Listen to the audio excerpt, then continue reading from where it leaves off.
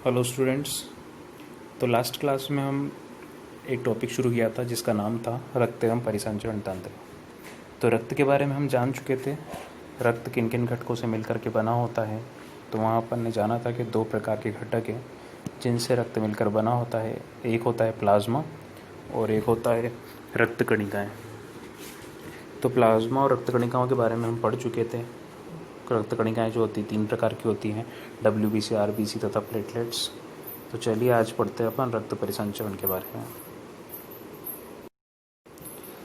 रक्त परिसंचरण तंत्र विभिन्न अंगों का एक संयोजन है। तो रक्त परिसंचरण तंत्र क्या है? विभिन्न अंगों का एक संयोजन है जो शरीर की कोशिकाओं के मध्य गैसों के पचे हुए पोषक तत्वों, हार्मोन, उत्सर्जी पदार्थों आदि का परिवहन करता है। तो इन सभी चीज़ों का परिवहन करने का रक्त कार्य करता है, जो कि है गैसें हैं, कार्बन डाइऑक्साइड, ऑक्सीजन है, पचे हुए पोषक तत्व हैं, हार्मोन्स है, उत्सर्जी पदार्थ हैं। इन सभी का क्या करता है? रक्त परिवहन करता है। मानवों में बंद परिसंचरण तंत्र पाया जाता है। तो जो मानव होते हैं उनके अंदर किस प्रकार का परिसंचरण तंत्र पाया जाता है? बंद प्रकार का परिसंचरण तंत्र पाया जाता है। बंद प्रकार का क्यों बोलते हैं इसको? क्योंकि मानव में जो होता है रक्त नलिकाओं में या वाहिकाओं में प्रवाहित होता है, नसों में प्रवाहित होता है, इसलिए इसको क्या बोला जाता है? बंद प्रकार का परिसंचरण तंत्र कहा जाता है, जिसमें रक्त हृदय तथा रक्त वाहिनियाँ सम्मिलित होती हैं। तो बंद प्रकार का परिसंचरण तंत्र जो है उसमें रक्त में हृदय तथा रक्त वाहिनियाँ सम्मिलित होती है। ठीक है, तो ये बंद प्रकार का परिसंचरण तंत्र होता है। तो क्वेश्चन भी आ जाता है इस पे से कि मानवों में किस प्रकार का परिसंचरण तंत्र पाया जाता है, तो वहाँ आपको आंसर देना है बंद प्रकार का परिसंचरण तंत्र। रक्त के अलावा अन्य द्रव्य लसिका या लिम्फ भी इस परिवहन का एक हिस्सा है। लसिका एक विशिष्ट तंत्र लसिका तंत्र द्वारा गमन करता है। यह खुला तंत्र होता है। तो रक्त की तरह एक और चीज़ हमारे शरीर में पाई जाती है, वो है लसिका। अब ये लसिका जो होती है इसके लिए बंद परिसंचरण तंत्र की आवश्यकता नहीं होती, क्योंकि ये लसिका जो है नलिकाओं में प्रवाहित नहीं होता। ये एक प्रकार का खुला तंत्र होता है, तो इसके लिए नलिकाओं की आवश्यकता नहीं होती। परिसंचरण तंत्र में रक्त एक तरल माध्यम के तौर पर कार्य करता है। परिसंचरण तंत्र में जो रक्त है वो एक तरल माध्यम के तौर पर कार्य करता है, द्रव अवस्था में कार्य करता है। तरल है एक प्रकार का, आप जानते हो जो हमारा रक्त है वो तरल अवस्था में पाया जाता है, जो परिवहन योग्य पदार्थ के अभिगमन में मुख्य भूमिका निभाता है।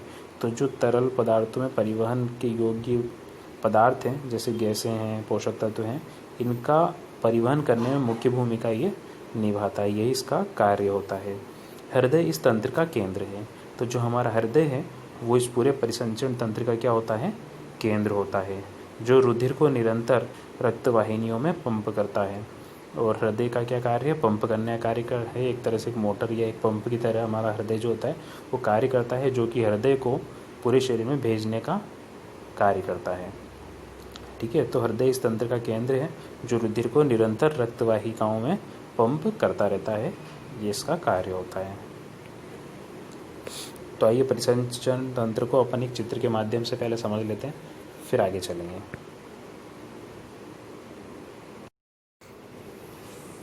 तो परिसंचरण तंत्र को समझाने से पहले मैं आपको हृदय के बारे में कुछ सामान्य जानकारी बताना चाहता हूँ। तो यहाँ पर आपको ये हृदय दिखाई दे रहा है। हृदय को हम 4 भागों में बांट सकते हैं। ठीक है, तो ये देखिए 4 बॉक्स यहाँ पर दिए हुए हैं। तो हृदय को हम इन 4 भागों में बांट सकते हैं। इन चारों भागों के क्या नाम होते हैं, क्या होते हैं, वो चलिए अपन जानते हैं। तो चारों भागों के नाम यहाँ पर दिए हुए हैं। चारों भागों के नाम यहाँ पर दिए हुए हैं। तो अभी जो अपन ने चित्र में देखे थे 4 बॉक्स, उनमें अपन बांट सकते हैं। तो ये एक भाग है, ये दूसरा भाग है, ये तीसरा भाग मान सकते हैं, इसको चौथा भाग मान सकते हैं। तो अगर इस पूरे हृदय को 2 भागों में ऐसे बांटा जाए, यहाँ से अगर इसको बांटा जाए, डॉट आपको दिख रहा होगा चलता हुआ, अगर इसको ऐसे काट दिया जाए तो ऐसे काटने पर 2 भाग इधर की साइड पर हो जाएंगे और 2 भाग इधर की साइड पर हो जाएंगे। तो ये दोनों भाग जो हैं इधर की साइड, जो इधर की साइड है, ये वाले जो दोनों भाग है, इनको हम कह सकते हैं दाहिने भाग और इनको हम कह सकते हैं बाहिना भाग। ठीक है, तो जो दाहिने भाग हैं दोनों, ये इन दोनों के नाम क्या होंगे? ऊपर वाला जो भाग इसका नाम होगा आलिन नीचे वाला जो भाग है इसका नाम होगा नीलय, ठीक है। इसी प्रकार से यहाँ पर भी जो ऊपर वाला भाग इसका नाम होगा आलिंद और नीचे वाला जो भाग होगा उसका नाम नीलय। मतलब ऊपर के 2 आलिंद और नीचे के 2 नीलय हो जाएंगे, ठीक है। तो ऊपर वाले दोनों भाग आलिंद और नीचे वाले भाग दोनों जो होंगे वो नीले हो जाएंगे। अब जो भाग दाईं ओर है तो दाईं ओर के आलिंद को दायां आलिंद और नीलय को दायां नीलय, और जो बाईं ओर है बाईं ओर के आलिंद को बायां आलिंद और बाईं ओर के नीलय को बायां नीलय बोलेंगे। इंग्लिश में इनके नाम ये यहाँ पर दिए हुए हैं। दायां एंट्रियम मतलब होता है दायां आलिंद। दायां वेंट्रिकल मतलब होता है दायां नीलय। बायां एंट्रियम इसका मतलब होता है बायां आलिंद और बायां वेंट्रिकल इसका मतलब होता है बायां नीलय। तो ये आप चारों भागों के नाम समझ गए होंगे। ऊपर वाले 2 आलिंद, 2 नीचे वाले 2 नीलय, दायां है तो दायां आलिंद और नीलय और बाएं है तो बायां आलिंद और बायां नीलय।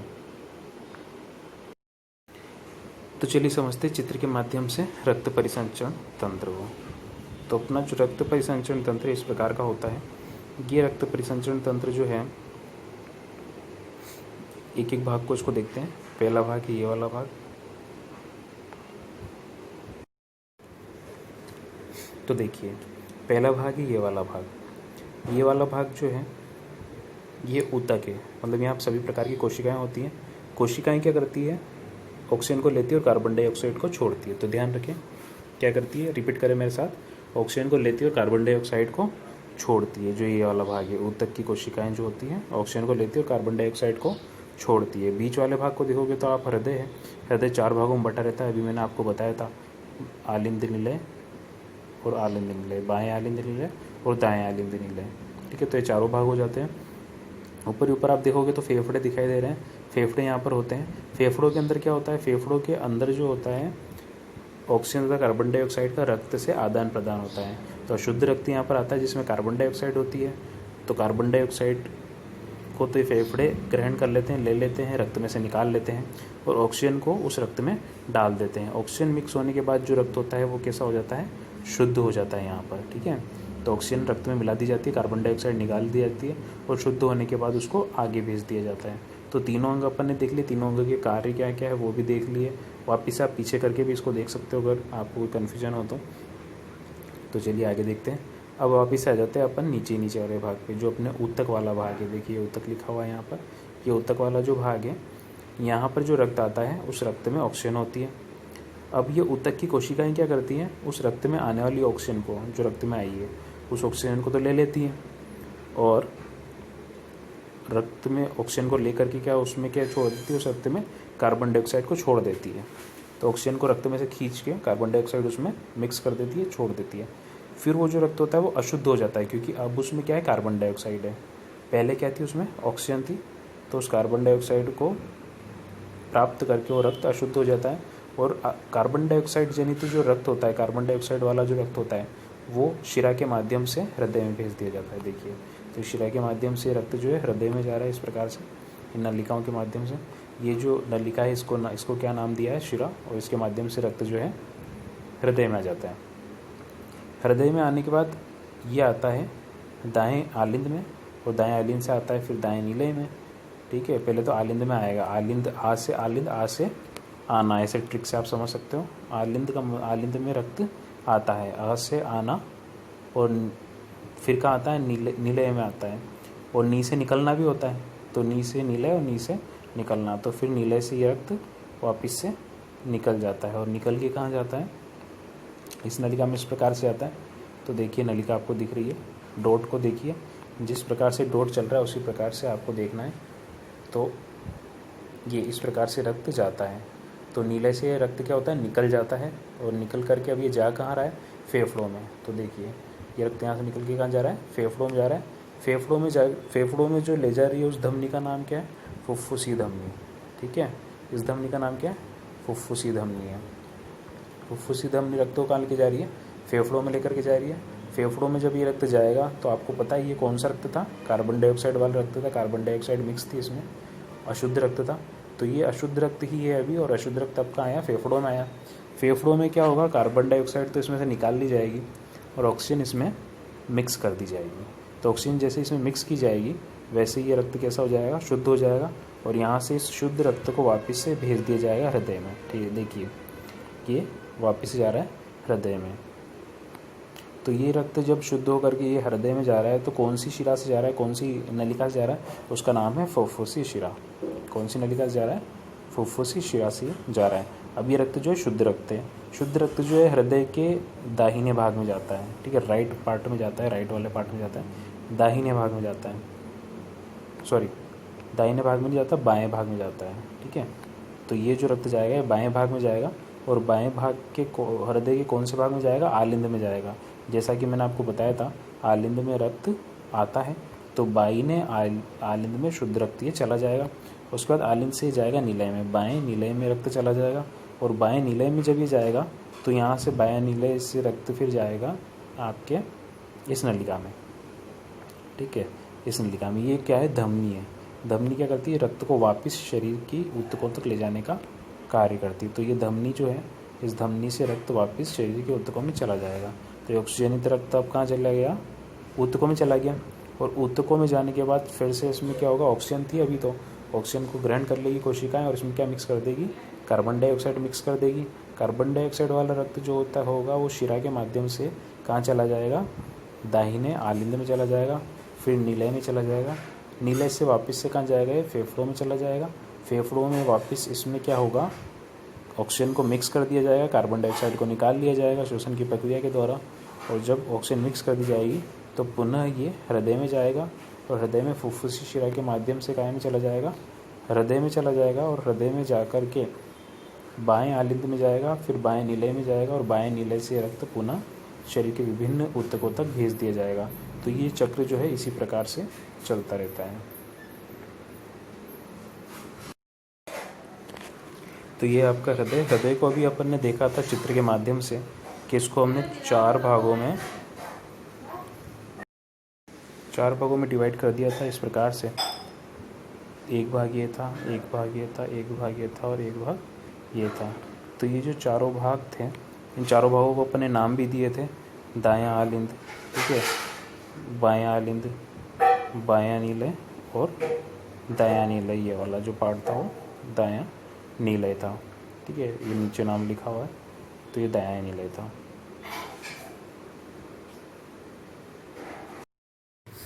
तो ये हमारा हृदय का चित्र है। ये हृदय के चित्र में अपने सभी भागों के बारे में थोड़ा सा जान लेते हैं।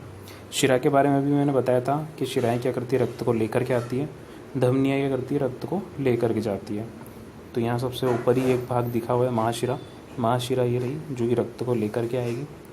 फिर यहाँ है महाधमनी, ये महाधमनी जो है रक्त को लेकर के जाएगी। फुफ्फुसी धमनी एक यहाँ पर दे रखी है, फुफ्फुस शिरा यहाँ पर दे रखी है। फुफ्फुस धमनी क्या करेगी, रक्त को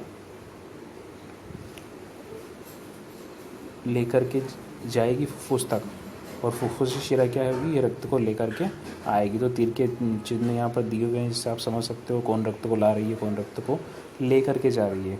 यहाँ पर बायां आलिंद दिया हुआ है, ठीक है, द्विवल्नी कपाट यहाँ पर दिए हुए हैं, ये आपको दिख रहे हैं, द्विवल्नी कपाट है, और यहाँ पर बायां नीलय दिया हुआ है। तो देखो होता क्या है, शरीर के विभिन्न भागों से रक्त आता है, ठीक है, और रक्त आता है तो कैसे आता है, शिरा से आता है। तो ये देखिए ये महाशिरा जो कि पूरे शरीर के रक्त को लेकर के आती है। अब देखिए रक्त जब आएगा तो आने पर कहाँ जाएगा, सबसे पहले आलिंद में जाएगा, ठीक है। तो ये आलिंद में जाएगा, आलिंद से त्रिवल्नी कपाट, यहाँ पर ये कपाट दिखाई दे रहे हैं, चैम्बर्स मतलब वॉल्स दिखाई दे रहे हैं, ये त्रिवल्नी कपाट है। तो जो कि रक्त को आने तो देते हैं लेकिन जाने नहीं देते। तो आलिंद में से रक्त कहाँ आएगा, नीलय में आ जाएगा, और नीलय में आने के बाद ये क्या होगा, नीलय फिर से संकुचित होगा, और संकुचित होने से जैसे अपन पाउच को दबाते हैं किसी, तो पाउच को दबाने पर कैसे वो सिकुड़ जाता है, तो वैसे ही आलिंद भी जो है, ये नीलय भी जो है वो सिकुड़ेगा, और सिकुड़ने पर रक्त वापस तो जा नहीं सकता, क्योंकि ये जो कपाट है ये रक्त को दोबारा वापस पीछे जाने नहीं देंगे। तो ये रक्त यहाँ पर से कहाँ जाएगा, इधर से आएगा, इस वाले पाइप में चला जाएगा, ठीक है। तो जब ये इस वाले पाइप में जाएगा तो जाने पर ये आगे जाकर के दो नलिकाओं में बट रहा है, एक इधर खुल रही है, एक इधर खुल रही है। तो ये है फुफ्फुसीय धमनी। तो फुफ्फुसीय धमनियाँ दो हैं, एक इधर जा रही है, एक इधर जा रही है। ठीक है। तो फुफ्फुसी धमनी, अपने फेफड़े दो होते हैं, एक दाईं तरफ होता है, एक बाईं तरफ होता है। तो ये वाली जो है फिर ये बाईं तरफ चली जाएगी और ये वाली जो नलिका है वो दाईं तरफ चली जाएगी। तो ये दाईं तरफ रक्त लेकर के जाएगी और ये बाईं तरफ रक्त लेकर के जाएगी। दोनों फेफड़ों में रक्त चला जाएगा। वहाँ क्या होगा, फेफड़ों में और जो रक्त जा रहा है उसमें कार्बन डाइऑक्साइड की मात्रा अधिक है, क्योंकि अशुद्ध रक्त होता है। इस तरफ का जो रक्त होता है, जो दायां आलिंद या दायां निलय है, यहाँ का जो रक्त होता है ये अशुद्ध रक्त होता है। इस अशुद्ध रक्त को फेफड़ों में भेज दिया गया नलिकाओं के माध्यम से। वहाँ पर इसको शुद्ध किया जाएगा और शुद्ध करके वापस से भेजा जाएगा। तो देखो कि फुफ्फुसी शिरा है, फुफ्फुसी शिरा के माध्यम से रक्त वापस कहाँ चला जाएगा, अपने हृदय में चला जाएगा। फेफड़ों में से आकर के ऑक्सीजनित रक्त वापस से हृदय में आ जाएगा। इधर जो दाईं तरफ का फेफड़ा है उधर से भी रक्त आ जाएगा। अब ये रक्त जो शुद्ध रक्त आया है वो कहाँ जाएगा, वो यहाँ आएगा बाईं तरफ। ये जो अपने हृदय का बायां पार्ट है इस पार्ट में आएगा। पहले कहाँ आएगा, इस पार्ट में आएगा जो कि आलिंद है, बायां आलिंद। तो बाएं आलिंद में शुद्ध रक्त आएगा फेफड़ों से। यहाँ से ये कपाट के माध्यम से, कपाट जैसे खुलेंगे तो खुलने पर ये बाएं नीलय में जाएगा। और बाएं नीलय में जब ये रक्त जाएगा तो बाएं नीलय में एक बार रक्त आ गया तो इसी रास्ते से वापस जा नहीं सकता। तो जब ये बायां नीलय भी संकुचित होगा और संकुचित होने पर ये रक्त कहाँ जाएगा, इस नलिका में चला जाएगा। ये जो नलिका आपको दिखाई दे रही है, ठीक है। और इस नलिका के माध्यम से शरीर के विभिन्न भागों में इसको पहुंचा दिया जाएगा। तो ये नलिका देखो, ये रही, ये पूरी नलिका है। तो इस नलिका के माध्यम से ये धमनी है, महाधमनी इसका नाम है। तो ये महाधमनी के माध्यम से फिर आगे छोटी नलिकाओं में बट करके ये शरीर के विभिन्न भागों में पहुंचा दिया जाता है। तो आगे ये और छोटी छोटी नलिकाओं में बढ़ जाती है और शरीर के विभिन्न भागों में इसको पहुंचा दिया जाता है। तो इस प्रकार से जो हमारा हृदय है वो कार्य करता है। देखिए, हृदय पेशी ऊतकों से बना मानव हृदय मांसल, खोखला तथा बंद मुट्ठी के आकार का लाल रंग का अंग है। तो ये मुट्ठी के आकार का होता है, जो अपनी मुट्ठी होती है उसी आकार का होता है। और मांसल और खोखला और बंद मुट्ठी के आकार का एक अंग है। ये एक दोहरी भित्ति से झिल्लीमय आवरण द्वारा घिरा रहता है, जिसे हृदय आवरण या पेरिकार्डियम कहते हैं। ठीक है। तो एक दोहरी झिल्ली से घिरा होता है, डबल लेयर्ड होती है, दोहरी होती है, मतलब इसमें हृदयावरणीय द्रव्य पाया जाता है। ये जो झिल्ली है, इन झिल्ली के अंदर क्या पाया जाता है, हृदयावरणीय द्रव्य पाया जाता है, इसे पेरिकार्डियल फ्लूइड भी कहते हैं। यह द्रव्य हृदय की बाहरी आघातों से रक्षा करता है। इस हृदय का और इन झिल्लियों का क्या कार्य होता है, भित्तियों का क्या कार्य होता है, हृदय की बाह्य आघातों से रक्षा करना। हृदय में 4 कक्ष पाए जाते हैं। ऊपरी 2 कक्ष अपेक्षाकृत छोटे होते हैं तथा आलिंद कहलाते हैं। जैसा कि अभी अपन ने पढ़ा था कि 2 आलिंद और 2 नीले होते हैं, तो ऊपर के जो कक्ष होते हैं 2 वो आलिंद होते हैं, जिनमें रक्त आता है। और नीचे के तो जो 2 बड़े कक्ष होते हैं, जो ऊपर आलिंद से थोड़े बड़े होते हैं, उन्हें नीलय कहते हैं। नीचे के जो 2 कक्ष होते हैं उन्हें नीलय कहते हैं, ये थोड़े से बड़े होते हैं। अतः लंबवत रूप से हृदय को बाएं व दाएं भाग में बांटने पर दोनों भागों में एक एक आलिंद तथा एक एक नीलय मिलता है। तो अगर अपन पूरे हृदय को दाएं बाएं भाग में बांटें तो दाएं भाग में एक आलिंद और एक नीलय तथा बाएं भाग में एक आलिंद और एक नीलय देखने को मिलेगा। बाएं ओर के आलिंद व नीलय आपस में एक द्विवल्नी कपाट, जिसे माइट्रल वॉल्व या बायां एंट्रियोवेंट्रिकुलर वॉल्व या एवी कहा जाता है। तो दोनों प्रकार, 2 जो आलिंद और नीलय हैं, दाएं ओर के आलिंद और नीलय, बाएं ओर के आलिंद और नीलय, इन आलिंद और नीलयों के बीच में वॉल्व पाए जाते हैं। तो जो बाएं तरफ का आलिंद और नीलय हैं, इनके बीच में एक वॉल्व पाया जाता है, जिसे एंट्रियोवेंट्रिकुलर वॉल्व कहते हैं, जो कि मैंने चित्र में आपको बताए भी थे। ठीक है। दाहिनी ओर के नीलय व आलिंद के मध्य त्रिवलक एंट्रियोवेंट्रिकुलर वॉल्व पाया जाता है। और दाहिनी तरफ के जो आलिंद और नीलय होते हैं उनके मध्य भी वॉल्व पाए जाते हैं। उस वॉल्व का नाम है त्रिवलक एंट्रियोवेंट्रिकुलर या ट्राइकॉस्पिड एंट्रियोवेंट्रिकुलर वॉल्व इसको कहा जाता है। ये कपाट रुधिर को विपरीत दिशा में जाने से रोकते हैं। इन कपाट का यही कार्य होता है कि जो रक्त है वो एक बार इनमें से निकल जाए तो वापस उल्टा नहीं जा सकता। कपाट के खुलने व बंद होने से लब डब की आवाज़ आती है। तो कपाट जब खुलते और बंद होते हैं उस समय लब डब की आवाज़ आती है। दाएं बाएं आलिंद व निलय आपस में पेशी झिल्ली से पृथक होते हैं। अब ये जो आलिंद और निलय हैं ये जो हैं ये पेशी से पृथक होते हैं। तो यहाँ पर आप देख सकते हो ये यहाँ पर एक प्रकार की पेशी झिल्ली होती है इस लाइन पर। तो वो क्या करती है, दाएं और बाएं आलिंद और निलय को क्या करती है, सेपरेट करती है, अलग अलग करने का कार्य करती है। और यहाँ पर ये वॉल्व आपको दिखाई दे रहे होंगे, एक वॉल्व ये रहा, एक वॉल्व ये रहा। ये बायां वॉल्व है, बायां एंट्रियोवेंट्रिकुलर वॉल्व, और ये दायां एंट्रियोवेंट्रिकुलर वॉल्व या त्रिवलक कपाट इसको कहते हैं। और ये जो कपाट है द्विवलक कपाट है जो यहाँ पर पाया जा रहा है। आपको दिख रहा होगा इनके नाम लिखे हुए हैं चित्र के अंदर। चित्र को हमने समझ लिया था अभी। आलिंद व निलय लयबद्ध रूप से संकुचन व शिथिलन की क्रिया में संलग्न रहते हैं। तो आलिंद और निलय क्या करते हैं, लयबद्ध रूप से मतलब एक के बाद एक क्रमानुसार संकुचन व शिथिलन करते हैं। इस क्रिया से हृदय शरीर के विभिन्न भागों में रक्त पंप होता है। तो जब ये संकुचन व शिथिलन करते हैं तो रक्त जो होता है वो पंपित होता है और पंप होकर के शरीर के विभिन्न भागों में पहुंचा दिया जाता है। शरीर से अशुद्ध अपशिष्ट मिला रक्त महाशिरा द्वारा दाएं आलिंद में आता है। तो संकुचन व शिथिलन जब होता है तो महाशिरा के माध्यम से, मतलब शिराएं जो होती है रक्त को लाने का कार्य करती है, जैसा कि मैंने आपको बताया था। तो शरीर के विभिन्न भागों से अशुद्ध रक्त कौन लाती है, महाशिरा लाती है या शिरा लाती है। महाशिरा इसको कहते हैं क्योंकि बड़ी होती है, छोटी छोटी जो होती है उनको शिराएं बोलते हैं। तो महाशिरा लेकर के आती है और लेकर के आके ये दाएं आलिंद में इस रक्त को लाती है। कहाँ लाती है, दाहिने आलिंद में लाती है। दाएं आलिंद में एकत्र होने के पश्चात वाल्व खुल जाता है। जब दायां आलिंद जो होता है वो पूरा भर जाता है रक्त से तो उसका वाल्व जो होता है खुल जाता है, और वाल्व खुलने के बाद आलिंद से रक्त दाएं निलय में प्रवेश करता है। तो दाएं आलिंद से जो रक्त है वो दाएं निलय में प्रवेश कर जाता है। दाएं निलय में संकुचन होने पर यहाँ से फुफ्फुस धमनी रक्त को फेफड़ों में ले जाती है।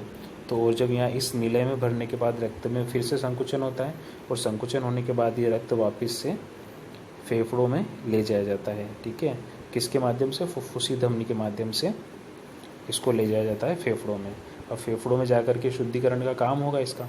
फेफड़ों में श्वसन प्रक्रिया द्वारा यह रक्त ऑक्सीकृत किया जाता है। ठीक है, श्वसन की प्रक्रिया के माध्यम से क्या करते हैं, इस रक्त में ऑक्सीजन को मिक्स कर दिया जाता है। अब ये साफ रक्त हो चुका है, स्वच्छ रक्त हो चुका है। साफ रक्त फुफ्फुस शिरा द्वारा बाएं आलिंद में प्रवेश करता है। अब इस रक्त को फुफ्फुसीय शिरा के द्वारा कहाँ भेज दिया जाएगा, बाएं आलिंद में भेज दिया जाएगा। कौन सा आलिंद में भेज दिया जाएगा, बाएं आलिंद में भेज दिया जाएगा। यहाँ से ये वॉल्व से होते हुए बाएं निलय में प्रवेश करता है।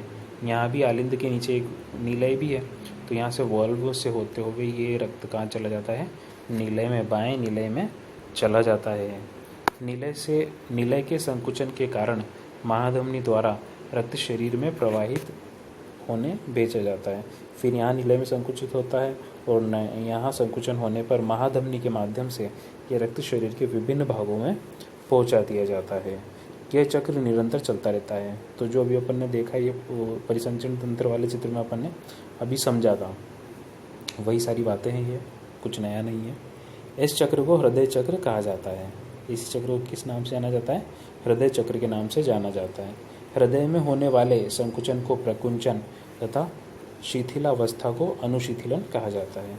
तो हृदय जब संकुचित होता है, सिकुड़ता है, तो इसको संकुचन कहते हैं, और जब ये फैलता है तो इसको शिथिलावस्था या अनुशिथिलन कहा जाता है। इंग्लिश में सिस्टोल और डायस्टोल इनको कहा जाता है। इस प्रक्रिया में रक्त 2 बार हृदय से गुजरता है। ये जो संपूर्ण प्रक्रिया है इसमें रक्त जो है 2 बार हृदय से गुजरता है।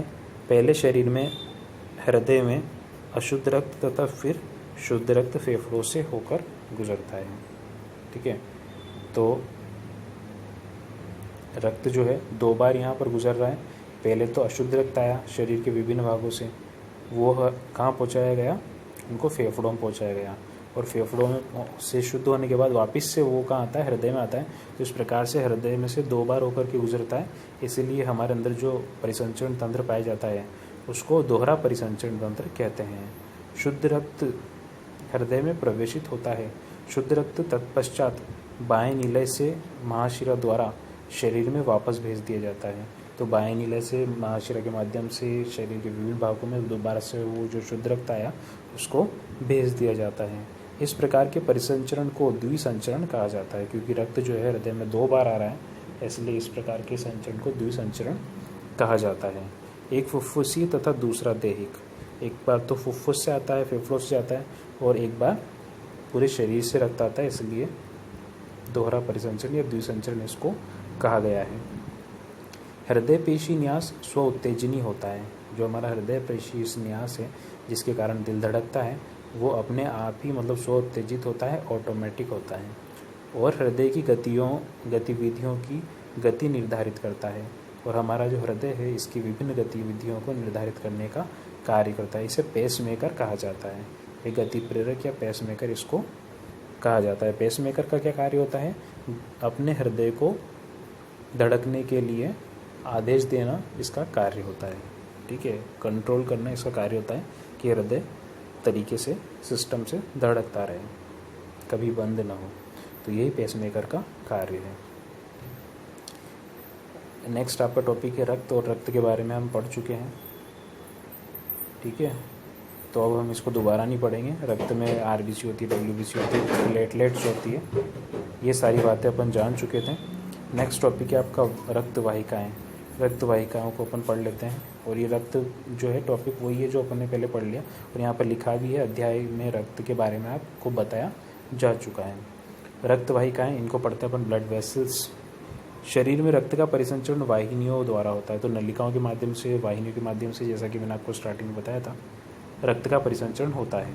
रक्त वाहिकाएँ एक जाल का निर्माण करती है। ठीक है, तो एक जाल जैसा बनाती है पतली पतली रक्त वाहिकाएँ मिलकर, ताकि पूरे शरीर में रक्त को पहुंचाया जा सके, शुद्ध रक्त को, जिसमें प्रवाहित होकर रक्त कोशिकाओं तक पहुंचता है। तो इन नलिकाओं में ही बारीक बारीक इस जाल के द्वारा ही रक्त विभिन्न कोशिकाओं तक पहुंचता है।